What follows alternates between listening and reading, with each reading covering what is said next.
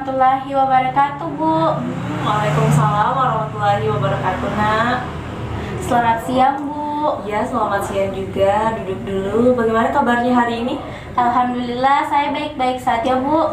Alhamdulillah. Tadi sebelum kesini di kelas belajar apa, Nak? Belajar biologi, Bu. Kamu sudah istirahat belum? Sudah, Bu. Tadi saya mampir ke kantin. Baiklah, kalau seperti itu. Ada keperluan dengan Ibu ya? Iya, Bu, betul sekali. Ada apa, Nak? Ada yang bisa Ibu bantu? Berhubung dengan kegiatan OSIS ya? Bukan, Bu. Saya punya masalah yang akan saya ceritakan. Oh, seperti itu. Dengan senang hati kamu sudah menemui Ibu ya, Nak? Iya, Bu. Kalau begitu kita akan konseling. Sebelumnya pernah mengikuti konseling? Belum pernah, Bu. Kalau begitu apa yang kamu ketahui tentang konseling, Nak? Menurut saya, konseling itu pemberian bantuan kepada siswa yang memiliki masalah. Bagus sekali. Jadi, konseling merupakan suatu layanan yang membantu siswa yang sedang menghadapi masalah atau sulit dalam mengambil keputusan agar nantinya mampu untuk memecahkan masalahnya dan mampu mengambil keputusan yang tepat untuk dirinya sendiri. Iya, Bu. Nah, di sini Ibu sebagai konselor berperan sebagai fasilitator dalam proses pemberian layanan bimbingan konseling yang berhubungan dengan masalah konseling untuk menemukan jalan keluar dari permasalahan yang kamu hadapi. Sedangkan kamu sendiri sebagai konselor berperan aktif untuk mengemukakan masalah dan latar belakang masalah serta mengkaji berbagai kemungkinan-kemungkinan jalan keluar dari permasalahanmu itu. Iya, Bu, saya akan berusaha aktif dalam konseling ini. Tapi saya tidak ingin kalau masalah saya ini diketahui oleh orang lain.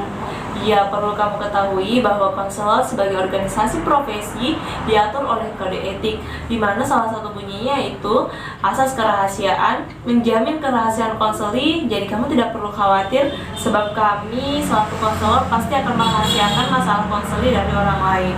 Iya, Bu, saya merasa lega mendengarnya. Nah, pertemuan kita ini juga dibatasi oleh waktu, Nak. Kita akan melakukan pertemuan dengan mempergunakan waktu kurang lebih 30 menit.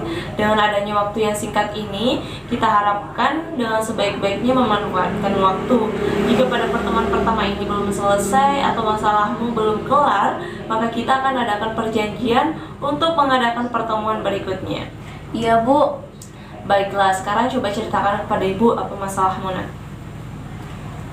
Sebenarnya saya punya masalah. Ibu tahu kan, selain aktif di OSIS, saya juga aktif di organisasi seni. Saya merasa menjadi sangat sibuk dan hanya punya waktu untuk sedikit belajar. Bahkan terkadang saya harus meninggalkan kelas. Dengan mengikuti berbagai organisasi, saya merasa mendapatkan banyak pengalaman dan juga teman-teman baru. Akan tetapi akhir-akhir ini saya sangat sulit untuk mengatur waktu belajar saya. Biasanya saya baru akan sampai di rumah pukul 18.30, kemudian bermain HP sampai pukul 20.30. Kemudian saya belajar atau mengerjakan tugas. Saya sebenarnya ingin segera belajar, tapi tontonan di YouTube juga sangat menarik. Terkadang saya juga tertidur saat belajar di rumah karena merasa kecapean. Saya bingung, Bu, bagaimana mengatur waktu agar bisa lebih banyak belajar lagi. Kenapa bingung, Nak? Iya, Bu, saya bingung bagaimana mengatur waktu. Saya tidak ingin prestasi saya terus menurun, dan saya juga ingin kegiatan organisasi saya tetap berjalan dan tidak mengganggu kegiatan belajar saya. Pada intinya, kamu memiliki banyak kegiatan intrakurikuler dan ekstrakurikuler yang sangat banyak sehingga kamu kurang bisa mengatur waktu untuk belajar ya? Iya, benar sekali, Bu. Saya merasa seperti kekurangan waktu untuk belajar. Dari apa yang telah kamu kemukakan tadi, Ibu dapat menyimpulkan bahwa intinya kamu kurang bisa mengelola diri dalam hal pengaturan waktu antara waktu belajar dalam kegiatan dengan kegiatan ekstrakurikuler kamu yang banyak ini di sekolah sehingga prestasi kamu menurun. Iya, betul, Bu, seperti itu. Baiklah, sekarang Ibu minta kamu deskripsikan secara singkat kegiatan yang biasa kamu lakukan, catat poin-poinnya di kertas atau bisa kamu sebutkan saja atau catat di... Baik, Bu. Ini, Bu, saya sudah menulisnya. Nah, coba Ibu lihat dulu. Nah, di sini kamu mencatat bahwa kegiatan belajarmu lebih sedikit daripada kegiatan intrakurikuler dan ekstrakurikuler ya.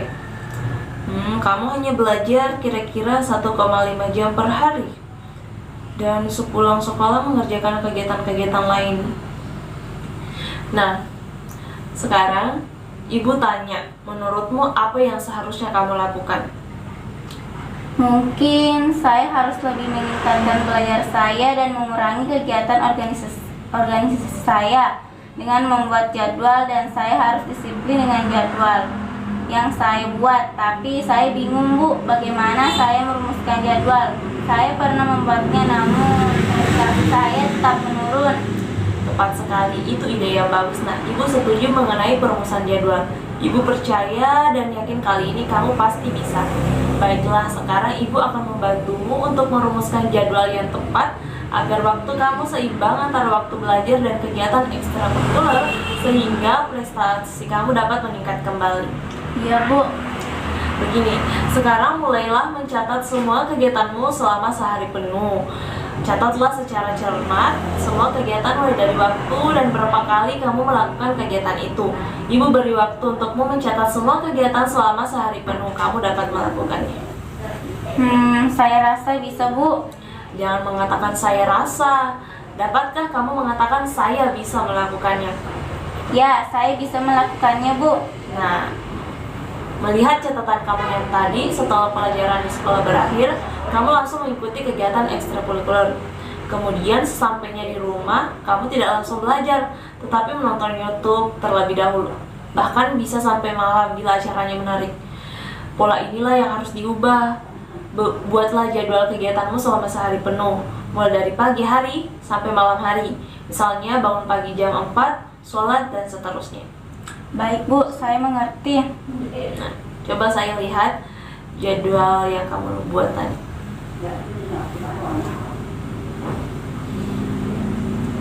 Iya, nah.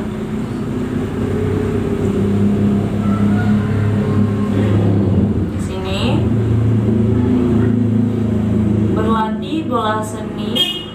Maksudnya berlatih seni ya, 3 kali seminggu.